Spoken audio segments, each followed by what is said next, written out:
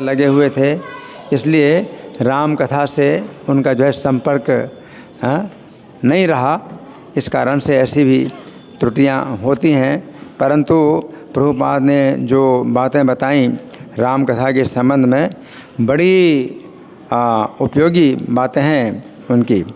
तो एक तो उन्होंने बताया कि श्री राम ने जो राज्य का त्याग किया, तो ये भगवान का एक लक्षण है, भगवान का एक लक्षण है कि वे जो है जिस समय उनको राज्य दिया जा रहा था, उनका राज्याभिषेक किया जा रहा था या युवराज पद पर अभिषिक्त किया जा रहा था, और अगले दिन सवेरे ही युवराज पद पर अभिषेक किया जा रहा था, और रात में ही जो है ये कांड हो गया कि कैकेयी ने सब जो है कार्य को उलट पलट दिया।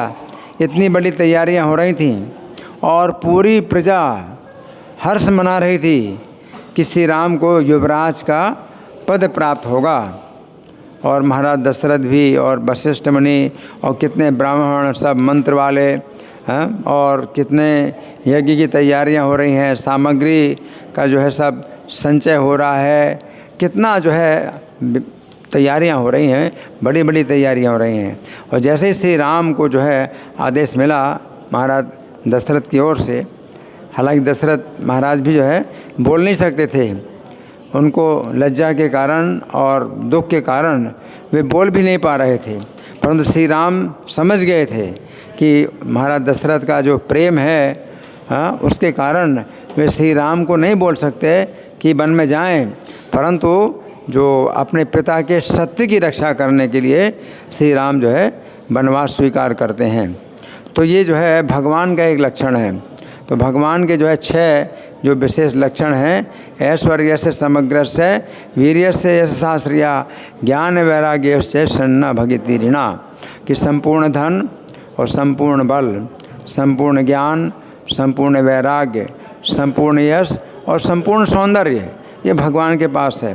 तो यहाँ पर भगवान का जो है श्री राम का ये कौन सा ऐश्वर्य है, 6 ऐश्वर्यों में से कौन सा ऐश्वर्य है जिसमें उन्होंने अपने राज्याभिषेक को जो है त्याग करके वनवास स्वीकार किया? कौन सा ऐश्वर्य है? वैराग्य, त्याग, प्रसन्नताम यह न गताभिषेकतः तथा न ममले वनवास दुःखतः मुखाम्बुजम श्री रघुनंदनस्य मे सदास्तु तन मंजुल मंगल प्रदा। तो उन श्री राम का जो मुख कमल था, तो उसमें कोई प्रसन्नता नहीं आई कि उनका अभिषेक होने वाला है।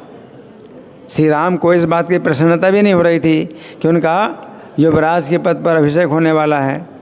और जब उनका वनवास का उनको आदेश मिला तो उनका मुख में कोई म्लानता भी नहीं आई, उदासी भी नहीं आई। तो ऐसा श्री राम का जो मुख कमल है वो मेरे लिए हमेशा मंगल प्रदान करे। तो श्री राम का ऐसा मुख कमल है जिसमें ना तो प्रसन्नता है और ना उदासी है, और मतलब समान रूप से उनके चेहरे में जो रहती है मुस्कुराहट, वो हमेशा मुस्कुराहट बनी रही। तो वो जो है श्री राम के जो है ऐसे मुख कमल का भक्त लोग है ध्यान करना चाहते हैं। तो ये भगवान का वैराग्य है। फिर ये कहा कि जैसा पति वैसी पत्नी, जैसे पति हैं श्री राम जो है मतलब वैराग्य की मूर्ति, त्याग की मूर्ति, तो पत्नी भी जो है कम नहीं है, सीता भी कम नहीं है। सीता के लिए जो है बचपन से ही, जन्म से ही अपने पिता के जो है लाड़ प्यार में पली जो कन्या, और राज्य में जो है सब प्रकार के सुख और भोगों के साथ में पली, वो कन्या भी जो है सीता क्या करती है कि श्री राम के वनवास में वो जो कहती है कि मैं साथ में चलूँगी। और श्री राम बताते हैं कि वनवास के कितने दुख हैं, कितने कष्ट हैं, कितनी सुविधाएं हैं, और तुम नहीं सह सकोगी, है ना। तो सीता जी क्या कहती हैं कि मैं पत्नी हूँ, इसलिए मेरा अधिकार है कि मैं जो है आपके दुखों में भी जो है पूरा हिस्सा बटाऊं। आप नरक में जाएंगे तो मैं नरक में जाने के लिए तैयार। तो इस प्रकार से जो है आदर्श पत्नी, तो जैसे श्री राम हैं आदर्श हैं, आदर्श पुत्र भी हैं, आदर्श पति भी हैं, आदर्श भाई भी हैं, आदर्श स्वामी, आदर्श राजा, हर प्रकार से आदर्श हैं। उसी प्रकार से सीता जी जो है आदर्श पत्नी है। और उनका जो है जिस समय अपहरण हो गया तो ऐसे लोग बोलते हैं कि पत्नी को तो जो है केवल भोगने की वस्तु माना जाता है, पत्नी को जो है केवल शोषण किया जाता है, तो यही स्त्री का जो है स्वरूप है। लेकिन ऐसा नहीं है। श्री राम ने जो है ये दिखा दिया कि जब पत्नी ने इतना जो है त्याग किया कि अपने पति के वनवास काल में उसने भी राज्यों के सुख छोड़ दिए, तो उसके जो है अपहरण के समय भी ऐसा नहीं सोचा श्री राम ने कि चलो कोई बात नहीं और पत्नियां मिल जाएंगी, हैं? नहीं, सीता जैसी पत्नी का जो है उन्होंने कितना आदर किया, कितना सम्मान किया कि उस एक पत्नी के कारण श्री राम ने रावण का संपूर्ण जो कुल है वो नष्ट कर दिया, उसकी पूरी सेना नष्ट कर दी और बड़ी भारी संख्या में राक्षसों का संहार कर दिया। ये दिखाने के लिए कि अगर पत्नी जो है अपने पति के सुख के लिए सब प्रकार के सुखों का त्याग करने के लिए तैयार है और पति के दुख में जो है पूरा हिस्सा बंटाने के लिए तैयार है, तो पति भी जो है कम नहीं है। वो पत्नी के लिए जो है इतना बड़ा कार्य उन्होंने श्री राम ने करके दिखाया। और ब्राह्मण की कथा आती है कि उनके राज्य में, श्री राम के राज्य में इतनी सुविधाएं थीं, इतना सुख था कि आप सोचिए कि एक ब्राह्मण का अगर पुत्र मर गया तो बहुत बड़ी घटना हो गई, कि बहुत बड़ी दुर्घटना। राम के राज्य में क्या हो गया आप सोचिए। राम के राज्य का जो सुख का स्तर था कितना ऊंचा था कि एक व्यक्ति के, उनके राज्य में एक व्यक्ति के पुत्र का अगर मरण हो गया, कि पिता के रहते पुत्र का मरण हो गया, ये कैसे है। और राम के ऊपर ही दोष लगाया कि आप में ही दोष है, आपके दोष का कारण हुआ। और श्री राम इतने जो है उदार हैं कि अपना दोष स्वीकार करते हैं, हाँ ये मेरे दोष से हुआ। हाँ, और वशिष्ठ मुनि से पूछते हैं कि कौन सा दोष हुआ मेरे अंदर जो कि ब्राह्मण के रहते उसका पुत्र मर गया। तो वशिष्ठ मुनि ने फिर बताया कि आपके राज्य में जो है किसी स्थान में कोई शूद्र है जो तपस्या कर रहा है, तो उसका वध करिए। तो श्री राम जो है जब जाते हैं ढूंढने के लिए, अपने राज्य में भी कोई शूद्र तपस्या कर रहा है, तो शंभुक नाम का शूद्र था जो कि एक वृक्ष में जो है लटका हुआ था, उल्टा लटका हुआ था। तो जब शूद्र को जो है श्री राम देखते हैं तो पूछते हैं कि तुम क्यों तपस्या कर रहे हो। तो बोले कि श्री राम मैं तो जो है स्वर्ग प्राप्ति के लिए तपस्या कर रहा हूँ।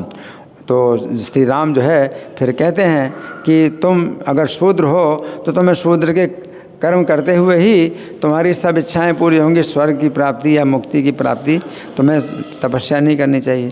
तो वो शंभुक भी कहता है कि श्री राम मेरा तो ये बहुत बड़ा दोष बन रहा है और मेरे दोष के कारण आपके ऊपर बड़ा दोष लग रहा है और आपके इस कारण जो है ब्राह्मण का पुत्र मर गया है। तो आप ऐसा करिए, मुझे आप अपने बाण से आप मेरा वध कर दीजिए तो मैं स्वर्ग चला जाऊँगा और आपका भी दोष दूर हो जाएगा। तो इस प्रकार से शंभुक का जो है श्री राम जब वध कर देते हैं तो शंभुक भी जो है स्वर्ग चला जाता है और ब्राह्मण का जो मरा हुआ पुत्र है वो जीवित हो जाता है। तो हरि बोल। तो इस तरह से हमें पता चलता है, ऐसा नहीं है कि भाई ये श्री राम का ये बहुत बड़ा ये दोष था कि उनके राज्य में शूद्र तपस्या कर रहा था तो उन्होंने शूद्र का वध कर दिया। उस शूद्र का वध करने से उसका भी लाभ हुआ है और ब्राह्मण का जो पुत्र मरा हुआ पुत्र वो जीवित हो गया।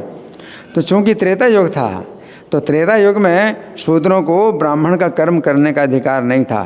जैसे सतयुग था, जब सतयुग होता है तो ब्राह्मणों की जो है प्रधानता होती है, मेजॉरिटी ब्राह्मणों की होती है। तो इसलिए क्षत्रियों को भी ब्राह्मण बनने का अधिकार नहीं है, वैश्य शूद्र की तो बात क्या।